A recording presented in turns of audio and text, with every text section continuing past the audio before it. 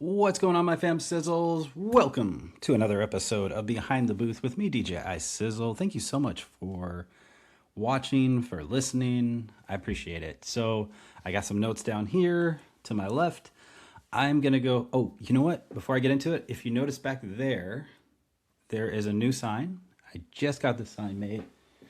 It's the official DJ iSizzle glow sign, and I've been wanting to get one of these for like the last couple of years, and for some reason I never got to it, but I finally got to it. I got it custom made. As you can see behind me, I'm super pumped about it. Anyways, let's get on to today's show. So I want to talk a little bit about dance floor starters, like songs for weddings. I've been talking to a lot of couples this last couple of months, and I kind of noticed a few couples, their concern was that they want to have a DJ because they want to have a DJ for ceremony. They want somebody to take care of the ceremony sound. They want somebody to mic them up. They want music for cocktail hour. They don't want to deal with that. They want music for dinner. They don't want to deal with that. They just want to have it be plain, enjoy their time, enjoy their guests. They also need special moments taken care of, like first dances. They need somebody to announce them, their grand entrance. They need somebody to announce the first dances. Hey, it's dinner time. Can you let people know? Absolutely. Gotcha. So their main concern, though, is, well, we have guests, but we don't know if they're going to dance. We don't know if they're dancing guests. We think they might be, but we're not big music people. We're not a big music couple, but we have guests. We have kids. We have a big age group of people. So what do you suggest? And there are so many ways to get people on a dance floor. Once you get them out there, it's kind of experience that keeps them out there. It's also demographic, like how old your crowd is. So what I like to do is I like to ask a few questions. A couple of those questions would be, do you have a lot of couples there? Do you have a lot of kids? And once you kind of figure out a couple of those questions, you can kind of figure out how to get people on the dance floor. The way that I like to get couples on a dance floor is I will talk to the couple that's getting married and I'll say, hey, if you have a lot of couples there, during your first song, we can move that towards the end of reception where the dancing starts. We can invite everybody to the dance floor during your first dance. Well, now we got everybody out there, all the couples. You invite the couples, you invite maybe, some friends that brought friends. They can slow dance with their friends. So you start with something very soft. You get everybody out there and you choose a song that's, multi-generational. If not, it's a special song to you guys. What you can also do too is I've done it too, where I invite all the couples to the dance floor. Even if its first dance was an hour earlier, you can invite all the couples to the dance floor. You can say, hey, we're going to do a special moment. We're going to invite all the couples to the dance floor. It may be for a generational dance, or it may just be because it's a great time to get all the couples on the dance floor. And a lot of the times, your guests might be older and they're just not fast dancers. And they're more than happy to go out there and slow dance, with somebody that maybe they've been married to for 20, 25, 30, 40 years. And that can really create a special moment. Now, that's one way. Another way is if you're okay with, with kids, they like line dance music, stuff like Cha-Cha Slide, Cupid Shuffle, always a classic at weddings. And if that's fine with you as a couple, then that's one way you can get everybody on the dance floor. You can bring that up and kids will get out there, they'll dance. You can also say, hey, we're going to, so a good example of this was a wedding I did this summer. It was 100 plus people. A lot of kids were in the mix. We played Cupid Shuffle. I said, everybody's got to come out on the dance floor. This is per couple. The couple requires you, the bride and groom requires you to do the Cupid Shuffle with them. This is a requirement. This is not a request. We got everybody out there. All 100 of their guests were out there dancing. Photographer was out there. He was taking photos. He came up to me about halfway through and he said, hey, have everybody stay on the dance floor. I want to take a group photo. I thought, oh, that's awesome. Man, that's a great idea. So I got, sure. Song ends. I said, let's give a round of applause for all the Cupid Shuffle dancers here. You guys are amazing. Everybody's cheering. I said, oh, everybody stay on the dance floor. I have the photographer here. We're going to get a photo of everybody together. We want a big group shot of everybody that is at this wedding today. So here we go. Count it off. Great. Everybody's on the dance floor. So now you just kind of pivot as a DJ. You play a couple songs. A lot of people will probably exit because maybe they just don't dance to other music, or a million and one reasons why people won't stay on a dance floor. As a DJ, it's a perplexing situation. It's an equation that will never be solved, but there will be a lot of people that will stay on the dance floor. And those are the people that you really want to cater to. And when you get that situation and guests come up to you and they want to request songs to dance to, and if those are songs that, you know, in your opinion, you've seen work a lot of times, play it for them. Play those next songs. Play those songs for the people on the dance floor that are already dancing. Earn their respect, earn their trust. I am a big believer in that. Like, you're the dancers, I'm the DJ. Let me play the songs that you guys want to dance to. So, and sometimes couples, like the bride and groom, aren't big dancers. So if that's the situation, like, you really do have to look at the guests and say, okay, let's keep the guests out here. If there's a lot of kids, then, you know, you got to play a little bit of kids music, you know, the stuff that kids like. You can play that a little bit more up front because kids are pretty like naturally dancey. Like, they'll jump on a dance floor and they'll just like spin around and just have a great time. So not a care in the world. They don't care about what anybody thinks. Us adults, we are scared somebody's going to take a video of us and post it on social media or whatever, which is never going to happen, but we all have our fears. So those are two ways. I have a third way, and the third way is what I like to call a wild card. Now, with a wild card, you can take all these ideas and combine them.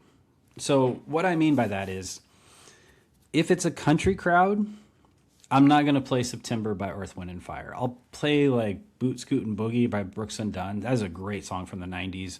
It's kind of a line dancey song, but it's a song that couples can dance to, and it's also songs that you can dance to just as a person. So September is great because it is great for a pop crowd, but if it's a country crowd, don't even bother with that song. They don't, it goes right over their head. So certain crowds, you really do have to get a playlist from the couple. You need to look at that playlist, 20 songs required. Make sure there's those do not plays on there. So then you know what you're up against. So, yeah, I guess another thing is, like, I'm always like happy to share any secrets I have as a DJ to other DJs, to couples, in any which way I can, because in the industry of being a DJ, you're required to constantly research, constantly like find the latest song, constantly figure out what songs work really well together, what songs aren't working this year, what songs are going to work next year, what songs have always worked and will always work. So as a DJ, I love sharing this kind of information. What was I going to say? There's a few other ones. Man, it's actually not as hard to get people out on a dance floor as you would think. I mean, yeah, you can say, well, are you guys going to be serving alcohol? Because that really helps. Is it going to be fully bright in the room? Because a lot of the times, if it's fully bright, some crowds, they don't like to dance to it. But if it's in the summertime, hey, bright lights, middle of the afternoon, let's party. You know, let's party. It's the Pacific Northwest in July and August is some of the best weather, some of the best location you'll ever be in your life. So I would say it's great, but there are those little factors that if you can control lighting, if you can control time of the day, you can control if people are having a glass of wine, if they're having another beer, those little things like really do help. But as a DJ, you just have to know what's gonna get people out there. Those are the best DJs, or the people that can read a crowd, look at a crowd and go, okay, these guys are dancing, these guys are singing. Let's just keep it going. Hey, let's open up the request line. If some of those requests are a little, I don't know if people are gonna feel those. You can play a little bit of a song and then you can just like move it to the next song if it's not working. People, like, they don't mind if you play their request. In fact, they probably would love that. But if it's not working and they're looking around, like, yeah, go ahead and move it around. Like, it's okay to move on to the next song. So these are little things, and for the most part, like, it is a wedding, and we're here to celebrate the couple. We're here to dance and have fun. So, you know, again, it's like, well, I'm a DJ. You see a DJ. DJ's playing fun music, danceable music. You should probably dance. Like little things like that. So I think, if crowds are shy, that's fine. I've also found, like, there's three types of people. There's dancers who you play anything for them, and they're out there dancing and grooving. There's the in-betweeners who are like, should I go? Should I not? This isn't really my song. This isn't really my style of music. Oh, he's playing my style of music. Oh, good. Okay, well, maybe I'll go dance. And then you have the non-dancers, which are the ones that just kind of sit there, like, they love music and they love listening to music, but they're not going to get out and dance. They're just, you could try to pull them out there and they're going to be like a dead weight trying to pull them to the dance floor. And even if you do get them out there, they'll do like a little disco, put their finger in the air, Saturday Night Fever, little vibe, and then they'll just go sit back down, or they'll scurry somewhere else and they'll hide. Like, those are pretty much the three types of, like, people you have to figure out how to get out on a dance floor. But for the most part, it's a wedding. We're supposed to dance. We're supposed to have fun. We're supposed to celebrate. So just play good music, play music people can dance to, and that's really just a secret, Play really, really, really amazing music. That's really the goal, to get people dancing and to keep them out there. And once you get them dancing, man, it's hard to stop. It's hard to stop dancing. So I have like 10, 15 folders of music. I'll put like an age demographic. I'll put what tempo this song is. Like, even if the beats per minute are lower, if they're in the 70s, 90s, or if they're in the 100, 105, 110, 120s, 130s, I'll put them within eras, but then I'll put a little mark on them that say these songs are usually songs that work really well. And then you have to understand, like, energy flow too. Like, some groups of people, they prefer 90 beats to 105 beats per minute. Anything in that range is great, and they will dance all night to it. If you try to jack them up into like a 125, 128, 130, talking like some Pitbull or some party rock, they'll clear the dance floor. But if you understand that this is the beats per minute they like, you're great. You'll keep them out there all night. And that's where you really have to have that knowledge, and you have to have pre-planned playlists to know, like, if this is the vibe, then I got at least a 2-hour set that is unbelievable. If it's not the vibe, I got a 2-hour set over here that is unbelievable. If they want to go 128, they want to do Pitbull, party rock, they want to do that style of music all night, I got a 2-hour set, unbelievable 2-hour set. So up front, when you're looking to get people on a dance floor, I never pressure people. I never say, come on guys, let's get out on the dance floor, everybody dance now. Never do that. It's just too pushy. I say, all right guys, we're going to go ahead and start the dance floor. We're going to warm it up. Whenever you guys are ready to get out here and dance, you're welcome to dance. If you don't want to make any song requests, come on up here, talk to me, talk to my assistant Pepsi. We'll take care of you. We're just going to get this party started slowly. When you guys are ready to turn it up, come on up. Let's make it happen. I am a non-pressure guy. I understand. It's like, come on, guys. It's like, no. No. A little coaching is cool. Hey, we got to dance tonight. We got to dance hard. The harder we dance, the more we love the couple, the more we want to celebrate them. So, yeah, there's ways of doing it. Hype stuff, you can do that as well. There's ways to hype people up. I think for me, if somebody was DJing and I'm dancing or I'm partying, I don't like to be like, come on, you got to get out here now. I don't like that. Like, that's not my style. However, if the DJ is kind of like, hey, just playing some hits, and you're just kind of like, oh, this is a good song too. Ooh, this is a great song. You really have to earn people's trust, and that's one of those big things that I can say is, like, we can get our guests out there. That's easy. So many ways you can do that. But keeping them out there, earning their trust up front, that does take skill. That does take time to learn as a DJ.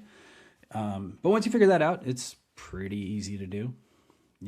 Everybody wants to dance, so it's kind of music playing, that's the whole thing. So, all right. Well, I think that's been enough for today's episode. Thank you guys so much for listening. Thank you so much for tuning in. Appreciate it. Make sure you leave a like, comment, subscribe, follow, all that YouTube stuff. Go ahead. Feel free to if you want to. All right. We will see you next week. Thank you. Bye.